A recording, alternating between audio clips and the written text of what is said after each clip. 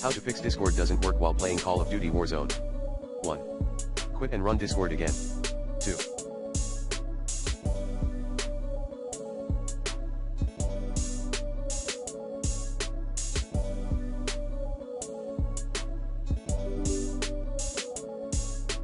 Reset voice settings on Discord. Path, voice and video. Click on reset voice settings. 3.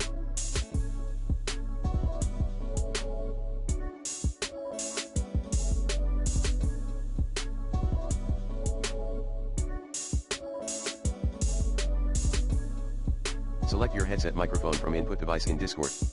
Path, voice and video. Select the right microphone from your headset under the input device.